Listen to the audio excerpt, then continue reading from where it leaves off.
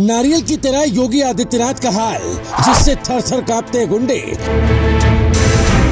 दूसरे की तकलीफ से उसके आंखों से झरझर निकलते हैं आंसू। सीएम योगी का वो रूप जिसकी आपने कल्पना भी नहीं की होगी। योगी का इमोशनल अवतार इस रिपोर्ट में देख लीजिए।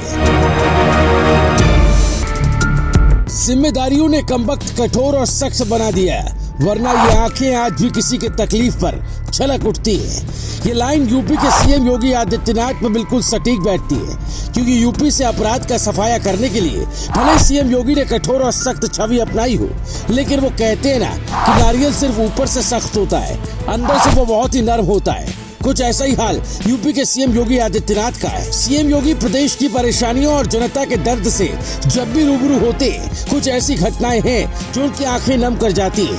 आगे की रिपोर्ट में हम आपको उन कहानियों के बारे में ही बताने जा रहे हैं, जिसे जानकर आप भी यही कहेंगे कि यूपी के सीएम योगी आदित्यनाथ बिल्कुल नारियल की तरह है। योगी आदित्यनाथ की छवि फायर ब्रांड नेता की है और यूपी के सीएम बनने के बाद सीएम योगी ने यूपी में अपराधियों और माफियाओं पर जो तांडव मचाया, उसके बाद बड़े बड़े माफियाओं की पैंट योगी का नाम सुनते ही गीली हो जाती है। अपराध के खात्मे के लिए सीएम योगी की ये छवि जरूरी है, लेकिन इस छवि के चक्कर में कुछ लोगों ने ये समझ लिया कि सीएम योगी के अंदर भावनाएं नहीं है। तो ऐसा सोचना बिल्कुल ही गलत है। तो चलिए आपको बता देते हैं आखिर वो कौन सी घटनाएं थी जब सीएम योगी सबसे ज्यादा भावुक हुए। नंबर 1, पहली बार संसद में भावुक हुए योगी। सीएम योगी आदित्यनाथ पहली बार संसद में रोए थे। 12 मार्च 2007 को वो बतौर सांसद सदन में अपनी गिरफ्तारी का मुद्दा उठा रहे थे। इस दौरान वो फूट फूट कर रो पड़े। रोते हुए उन्होंने तत्कालीन सपा सरकार और उसके मुखिया मुलायम सिंह यादव पर राजनीतिक कारणों से गलत तरीके से गिरफ्तार करने समेत कई गंभीर आरोप लगाए थे। नंबर 2, मेडिकल कॉलेज में बच्चों की मौत पर कॉन्फ्रेंस में रोए थे। योगी आदित्यनाथ 2017 में सीएम बने, इसके बाद ही गोरखपुर मेडिकल कॉलेज में ऑक्सीजन कांड सामने आया। इसमें इंसेफेलाइटिस के कई बच्चों की मौत हो गई थी। 13 अगस्त 2017 को सीएम योगी जेपी नड्डा के साथ मेडिकल कॉलेज में कॉन्फ्रेंस कर सरकार का पक्ष रख रहे थे। योगी आदित्यनाथ बच्चों की मौत पर भावुक हो गए और कहा, मैंने इंसेफेलाइटिस की लड़ाई लड़ी है और पीड़ा को समझता हूँ। इंसेफेलाइटिस को खत्म करने की जरूरत है। मैंने कमेटी बना दी है। जांच में जो रिपोर्ट आएगी उसके आधार पर कार्रवाई की जाएगी। नंबर 3, शहीदों के कार्यक्रम में गाना सुन रो पड़े योगी। 20 अक्टूबर 2017 को गोरखनाथ मंदिर में शहीदों के सम्मान में एक दिया शहीदों के नाम कार्यक्रम था। योगी उसमें शामिल हुए थे। कार्यक्रम में बॉर्डर फिल्म का गाना संदेशे आते हमें तड़पाते चिट्ठी आती है बजाया गया। सीएम योगी के कानों पर जैसे इस भावुक गीत के बोल पड़े, उनकी आंखों में आंसू आ गए। नंबर 4, मेडिकल कॉलेज में निरीक्षण के दौरान हुए भावुक।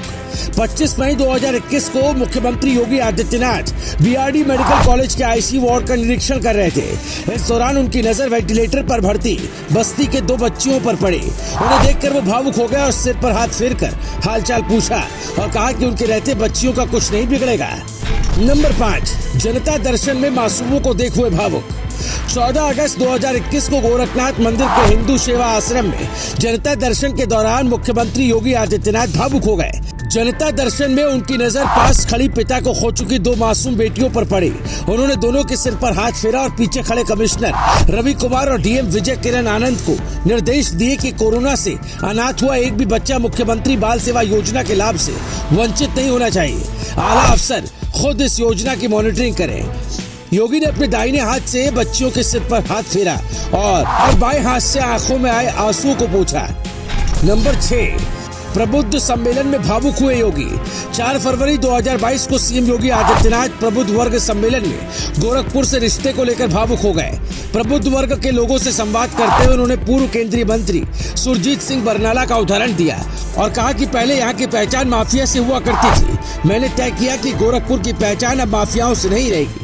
यहाँ के माफिया अपराधी अब जेल की शोभा बढ़ा रहे हैं। महिलाएं अब अपने आप को सुरक्षित महसूस करती है और रात को भी निर्भीक होकर घूम सकती है। नंबर 7, 2022 चुनाव में गोरखपुर में एक चैनल में भावुक। 2022 चुनाव के आखिरी और 7वें चरण के लिए वोटिंग से पहले गोरखपुर में चल रहे एक चैनल के कार्यक्रम में सीएम योगी आदित्यनाथ मां का जिक्र आते ही भावुक हो गए थे। इंटरव्यू में एंकर ने पूछा कि आप अपनी मां से कभी बात करते हैं। इसके जवाब में सीएम योगी आदित्यनाथ ने कहा, मेरी मां से 2 सालों से बात नहीं हुई, लेकिन इलेक्शन के बाद मिलने जरूर जाऊंगा। उन्होंने कहा कि 2 साल पहले मेरे पिताजी का निधन हुआ था, उसके बाद मैं जा नहीं पाया था। मैं तब से भय के मारे भी और संकोच के मारे भी बात नहीं कर पाया। मैं आज जो कुछ भी हूँ माँ की कृपा की वजह से ही हूँ। बचपन में मेरी पहली शिक्षक मेरी माँ ही थी। अक्षर का ज्ञान उन्होंने ही मुझे दिया। नंबर 8, उत्तराखंड में योगी भावुक हो गए। 3 मई 2022 को उत्तर प्रदेश के सीएम योगी आदित्यनाथ 3 दिवसीय दौरे पर उत्तराखंड पहुंचे थे। पौड़ी जिले के यमकेश्वर ब्लॉक के अंतर्गत बिछ्याणी में उन्होंने अपने गुरु महंत अवैधनाथ की प्रतिमा का अनावरण किया।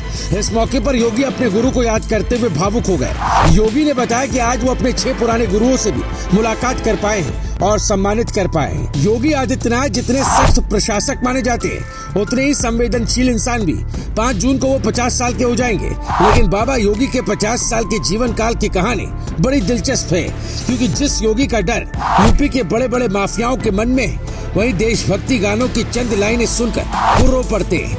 योगी के ये अवतार ही तो उनको औरों से अलग बनाते हैं। Bureau report, news live TV.